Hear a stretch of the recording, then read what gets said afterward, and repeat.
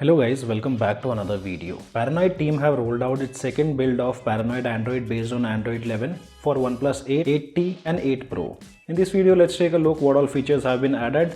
So without wasting any more time, let's get started.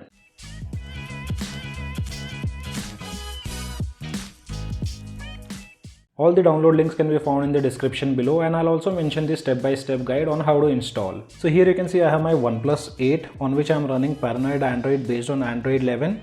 Let me show you the software information first. So here you can see Android version is Android 11. Paranoid Android version is Ruby Alpha 2, which comes with 5th December 2020 security patch. I've been using this build since few hours and till now I haven't faced any kind of issues yet. Paranoid Android comes with its own launcher and few customization options. In the customization options, we get options to change the style, grid and the clock style. You can also create a custom style. And guys, remember one thing, Paranoid Android doesn't come with much of customization. Paranoid Android is known for its stability and performance. Till now, the ROM is super smooth. I don't find any issues in the touch, or I don't even see any delays. Basic stuff like alert slider works fine, no issues with my Jio SIM card and my Airtel SIM card. This is a quick setting panel which comes with few options like dark theme, screen recorder, caffeine and focus mode. And dark theme is way better on custom ROMs if you compare it with Oxygen OS. You don't get to see that grayish color. If you turn on the dark theme, you get that pitch black color on your device. The ROM comes with a few pre-installed applications like Abstract, from where you can get some awesome wallpapers for your device. Then we get this basic AOSP camera. I won't recommend you guys this. Instead of this, you can install Google Camera application. Till now, no issues with the sensors, accelerometer, light, proximity, magnetometer, compass and gyroscope. All the sensors works great. Few users were also reporting issues related to the sound, but I don't find any kind of issues here. Sound is loud enough and stereo speakers are also working.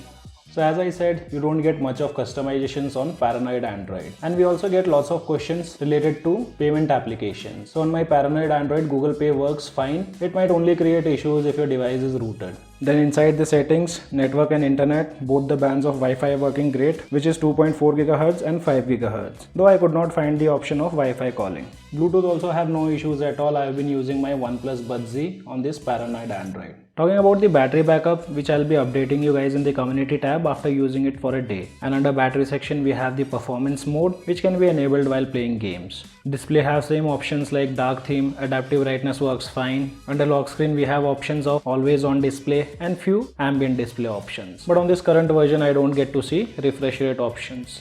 And I also did not like the haptic feedback on this current version of Paranoid Android. Hope this gets improved in upcoming builds. Sounds have the basic options. Then we have privacy. Also fingerprint unlock requires slight optimizations.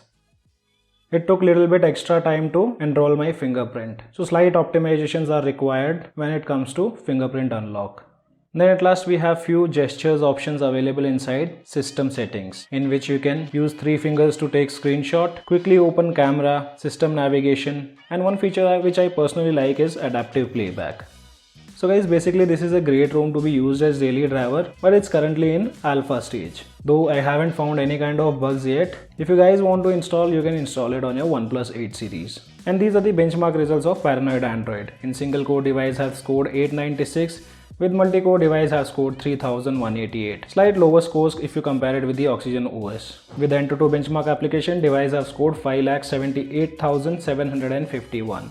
There are not much of additions done to the Android 11 version of Paranoid Android. You won't even see any kind of changes with the volume panels. So guys, this was a quick look on the latest build of Paranoid Android, which is based on Android 11. I'll keep you guys updated whenever we have a new build available. As of now, only this much in this video. Hope you guys like the video. If you like the video, then do give me a thumbs up. And if you're new to our channel, then don't forget to subscribe the channel. Thanks for watching. Have a great day.